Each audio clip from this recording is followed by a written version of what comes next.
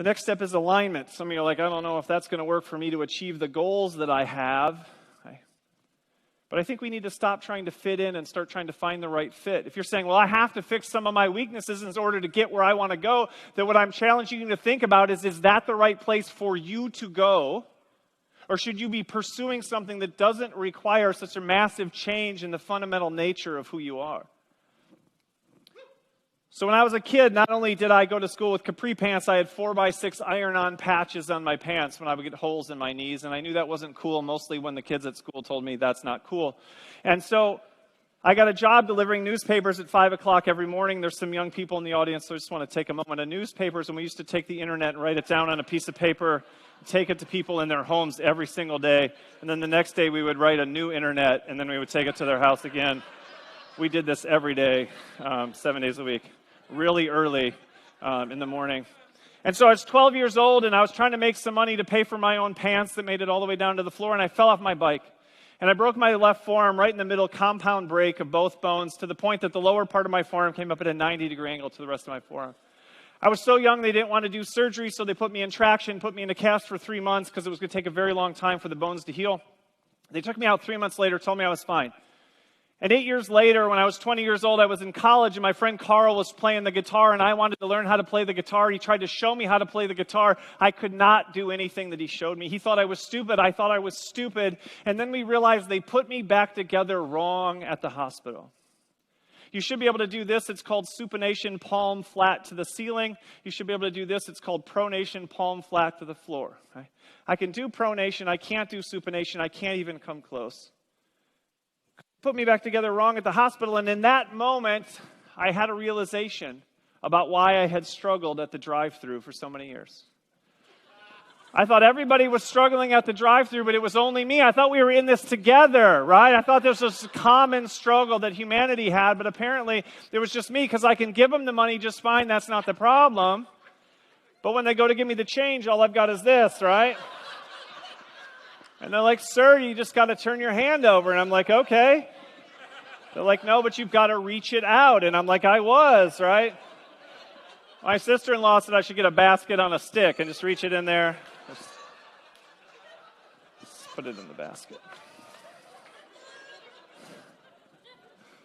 But it gets worse, because a few years ago I was training for a marathon. I got hit by a truck that was going 50 miles an hour.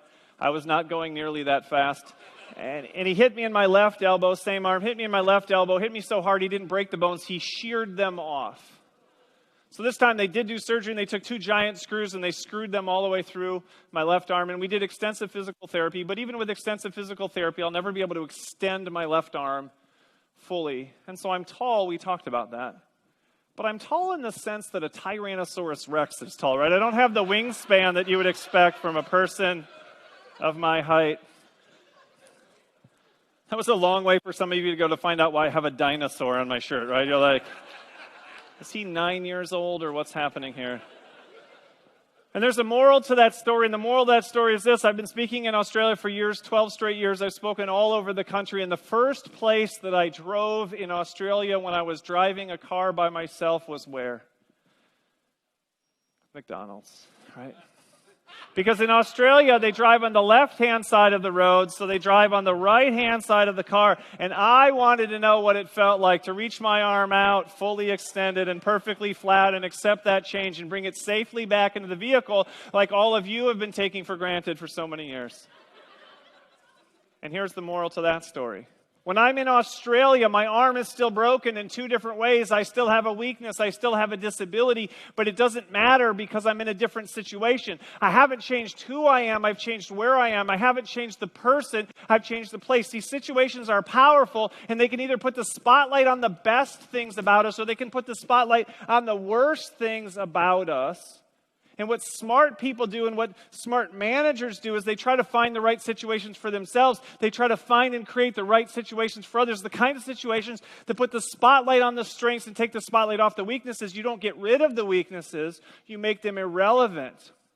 Not by changing who people are, but by changing where they are.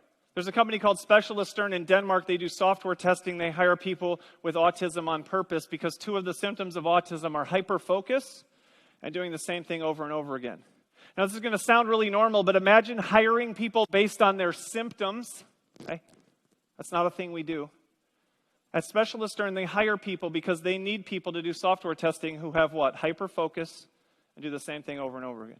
They hire people because of their disability, not in spite of it, and because the disability is a competitive advantage inside the organization. So much so that SAP saw, the global software giant SAP saw what Specialist Stern was doing, and now they're looking for hundreds of people with autism from all over the world to join their organization to do software testing, because they're now seeing a strength where everyone else saw what? Saw weakness.